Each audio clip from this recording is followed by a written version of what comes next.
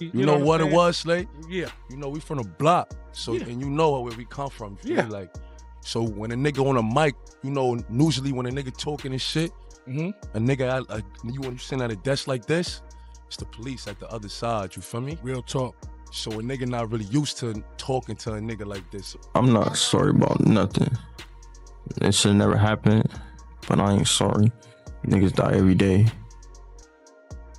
You know, I send my condolences to the family, and I wish it never happened.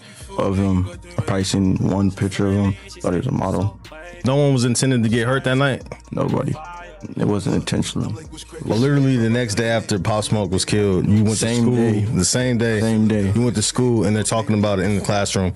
In the class. And you having a guilty conscience in the classroom. I remember how I felt. Yes. I just looked at it and just like, I didn't make no face expression, nothing. I just looked at it. He's been there over 3 years. So he'll be home this year. That dude who killed Pop Smoke is gonna be a rapper when he comes. And niggas gonna get behind. A legend. Yeah. But in Compton and the Southside Crips, yeah, that motherfucker was like an overlord. So now this kid is gonna get out. Oh, that's the dude that killed Pop Smoke.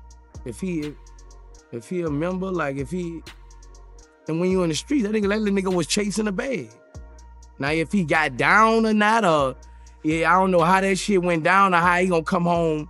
But I know if he stayed whatever, just cause what he did to Pop Smoke by that being East and West Coast, yeah, niggas from the land ain't gonna turn their back on him. Oh, that's true.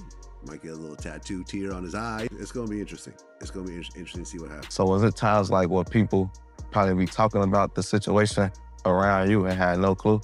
Yeah, it was a time I was at one of my, like this before I went to jail, I was at my family house and I was just sitting down at the table and one of my family members' boyfriends had like walked up and like showed my peoples, and my peoples just like looking like whoever did that, like talking to like whoever did that, like basically like just to die. I'm just sitting there like, that's crazy. My whole family think this. It's like, I just gotta sit here and just like listen to this. It's all the time I heard it so many times near me, like, then it died. Just like, can't say nothing, can't do nothing, just gotta keep it regular. No, just can't show no emotional, no reaction.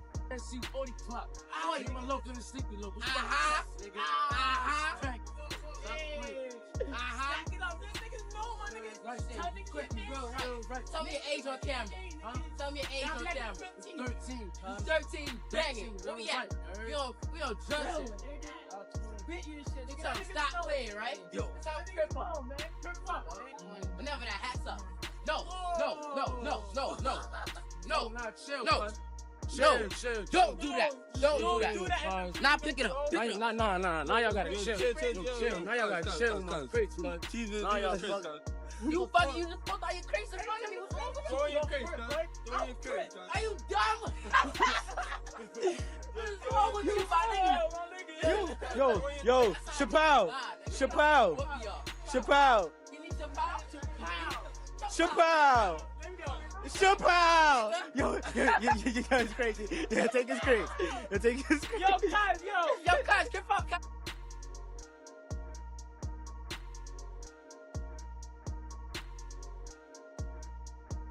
Pop Smoke's name still carries a certain weight. Even years later, it doesn't feel like the world ever fully processed what happened. Because this wasn't just another headline, this wasn't just another rapper gone too soon. Pop Smoke was the future. And what makes this story even crazier is that one of the people tied to his passing didn't just disappear into silence. Instead, he came back outside and started talking like nothing could touch him. So the question is, how does someone connected to one of the most painful losses in hip-hop history end up walking free, only to spark an entirely new street storm years later? Let's break it down, because this situation keeps getting darker the deeper you go. But it starts with a night the culture will never forget. February 19th, 2020. That was the day Pop Smoke was taken from the world, only 20 years old. A Brooklyn kid who had just cracked the code. Pop didn't just make songs, he made anthems.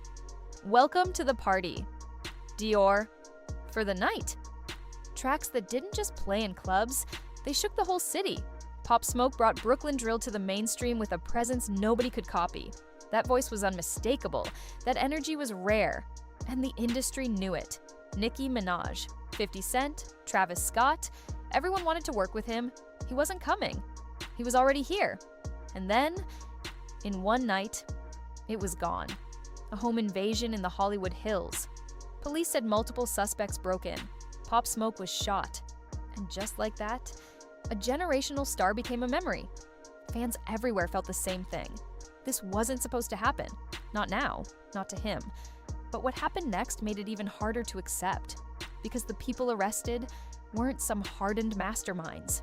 They were teenagers, kids. 5 people were eventually linked to the case. And one of them, the one many believed was the so-called trigger man, was only 15 years old.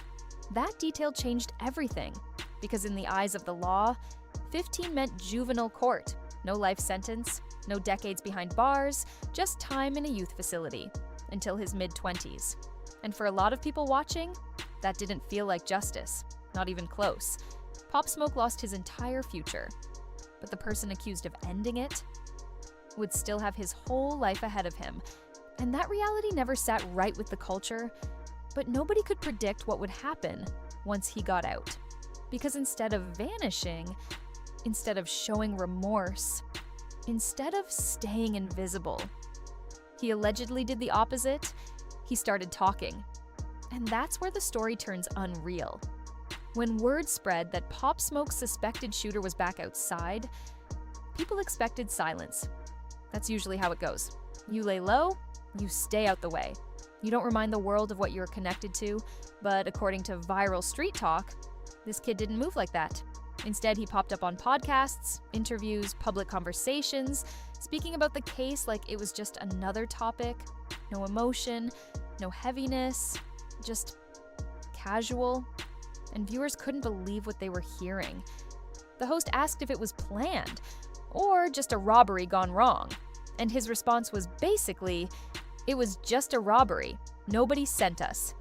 He sounded more annoyed at the rumors than shaken by what actually happened, almost like he wanted to correct the narrative, instead of reflect on the life that was lost. Then it got worse, because at one point, he suggested that people making videos saying R.I.P. Pop Smoke were being disrespectful. Let that sink in.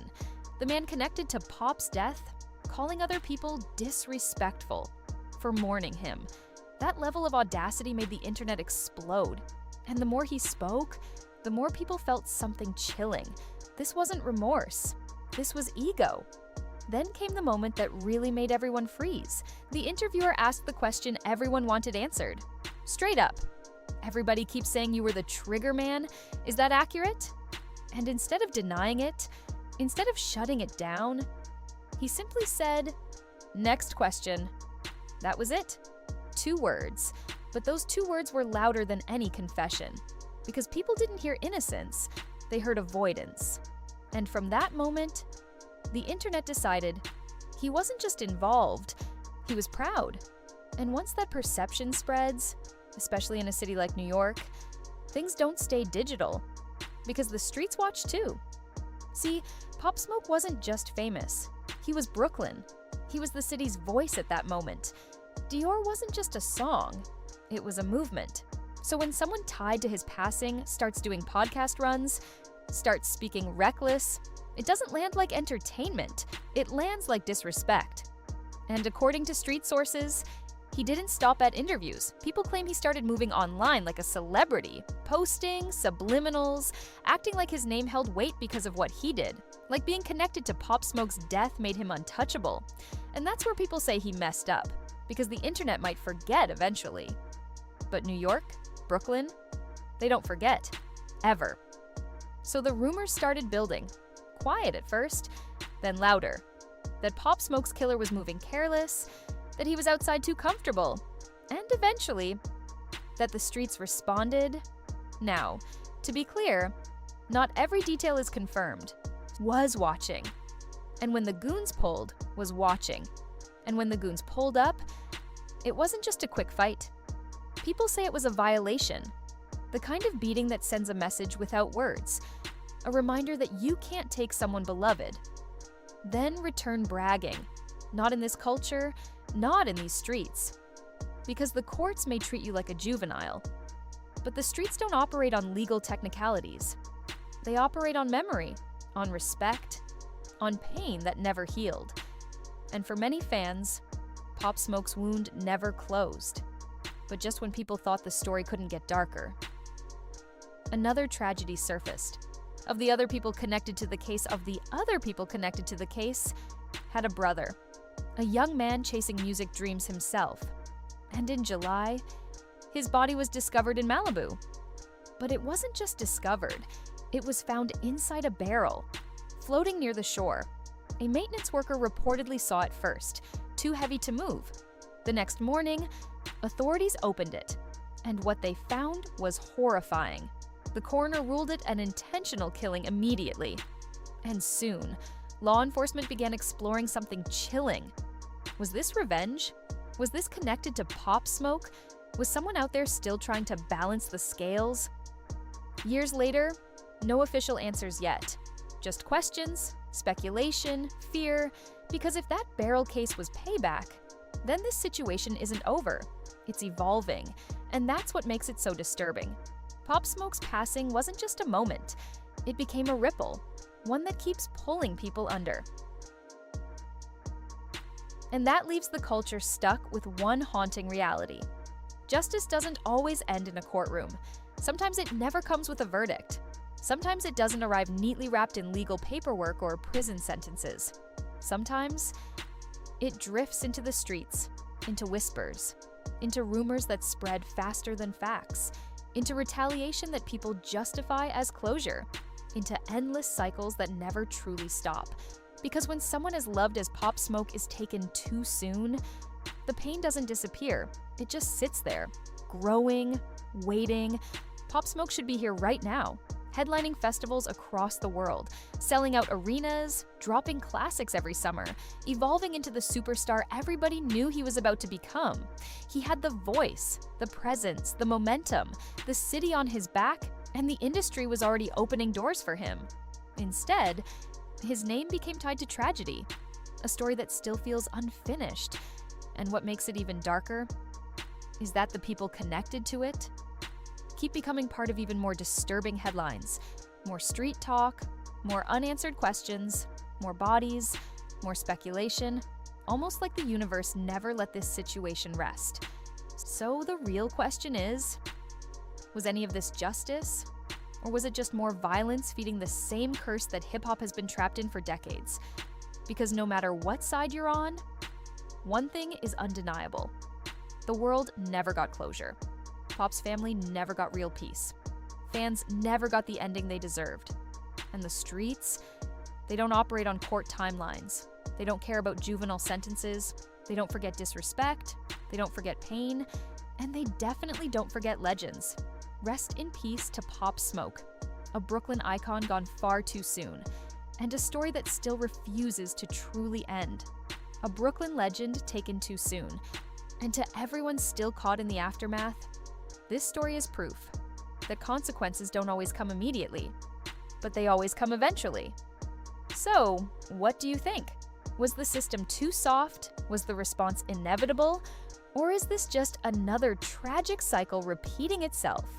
Drop your thoughts in the comments, because this one isn't leaving the conversation anytime soon.